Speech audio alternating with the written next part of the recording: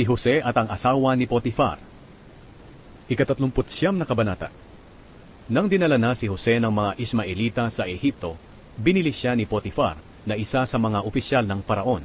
Si Potifar ay kapitan ng mga gwardya sa palasyo.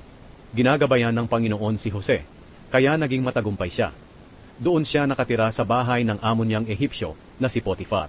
Nakita ni Potifar na ginagabayan ng Panginoon si Jose at pinagpapala sa lahat ng ginagawa niya. Kaya't panatag ang kalooban niya kay Jose. Ginawa niya ito na sarili niyang alipin at tagapamahala ng kanyang sambahayan at ng lahat ng kanyang ari-arian. Mula ng panahong si Jose ang namamahala, binasbasan ng Panginoon ang sambahayan ni Potifar na Ehipsyo at ang lahat ng ari-arian niya sa kanyang bahay at bukirin. Ginawa ito ng Panginoon dahil kay Jose. Ipinagkatiwala ni Potifar ang lahat kay Jose at wala na siyang ibang iniintindi maliban na lang sa pagpili ng kakainin niya. Guwapo si Jose at matipuno ang katawan. Hindi nagtagal, nagkagusto sa kanya ang asawa ng kanyang amo. Inakit niya si Jose para sumiping sa kanya. Pero tumanggi si Jose. Sinabi niya sa babae, "Pakinggan niyo po ako. Ipinagkatiwala po sa akin ng amo ko ang lahat ng kanyang ari-arian. Kaya hindi na po siya nag-aalala sa mga gamit dito sa kanyang sambahayan. Wala na pong hihigit sa akin sa sambahayang ito. Ipinagkatiwala niya sa akin ang lahat, maliban lang sa inyo dahil asawa niya kayo. Kaya hindi ko po magagawang pagtaksilan ang amo ko at magkasala sa Diyos."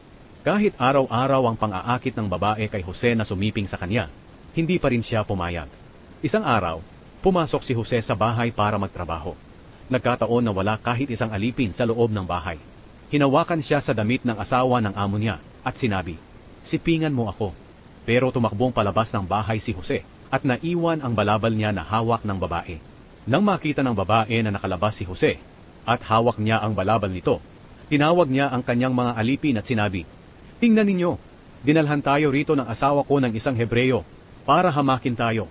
Alam niyo ba na pumasok siya sa silid ko para pagsamantalahan ako pero sumigaw ako. Kaya tumakbo siya palabas at naiwan niya ang kanyang balabal." Itinago ng babae ang balabal ni Jose hanggang sa dumating ang kanyang asawa. Isinalaysay niya agad sa asawa niya ang nangyari. Sinabi niya, "Ang Hebreyong alipin na dinala mo rito ay gusto akong hamakin dahil pumasok siya sa silid ko para pagsamantalahan ako.